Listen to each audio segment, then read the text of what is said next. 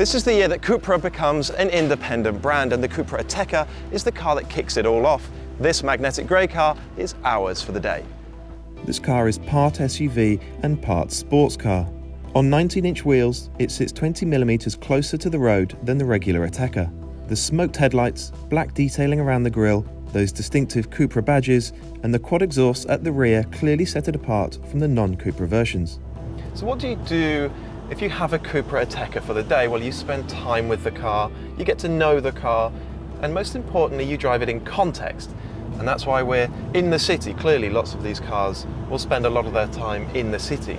This isn't just any city though, this is Cupra's home city, Barcelona.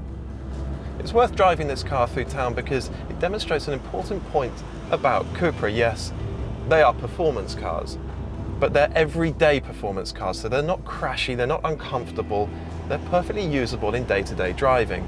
And to drive this car in Barcelona is to understand why people love compact SUVs. Bundles of space in here, but the car doesn't feel enormous on the road, and with a lofty seating position you get a great view ahead of you. All of that's all well and good, but this is a Cupra. It has almost 300 horsepower. I think we should go and use it. Here we go. I think this is a bit more like it, don't you? We've come out of the city into the mountains, and now we've got the space to start exploring this car's performance a little bit more.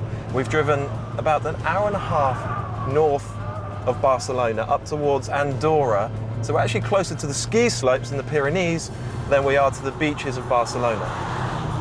At the very bottom of this road here we have this beautiful turquoise lake, and then if you follow the road all the way up to the top, you reach a height of 1,480 meters, close to a mile above sea level. But it's still hot. What have we got? 30 degrees. It's still warm up here, but it's spectacular, really beautiful.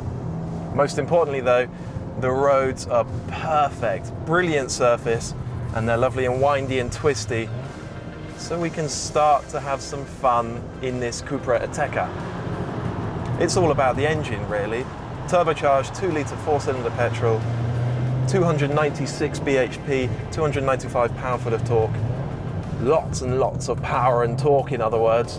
And of course we've got 4-wheel drive, and with this quick shifting twin clutch gearbox with the paddles on the steering wheel, you get rapid gear shifts, so we've got masses of acceleration. It'll do 0 to 62 in 5.4 seconds and 150 miles an hour flat out.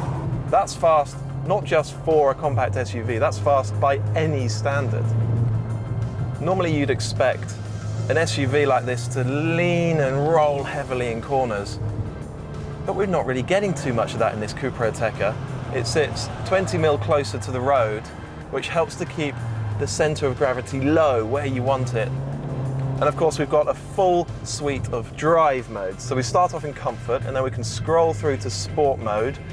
There's also individual mode that allows you to tailor all the different variables to suit you.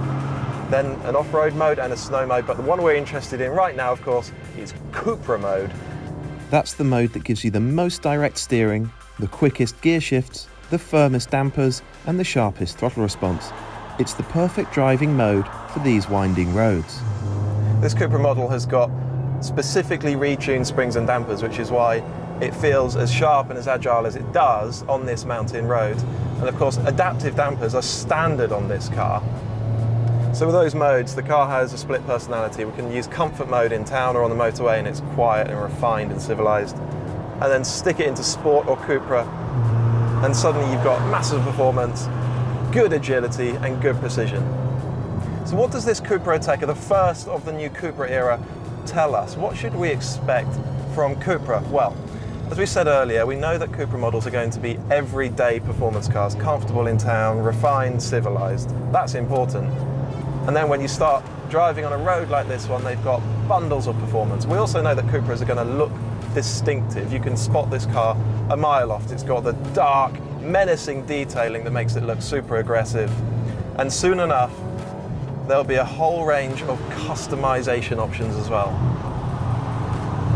So that's what you do when you have a Cupra Ateca for the day. You drive it in town, on the freeway, and of course you drive it in the mountains. In other words, you drive it in context. With this car's arrival, The new Cupra era is upon us.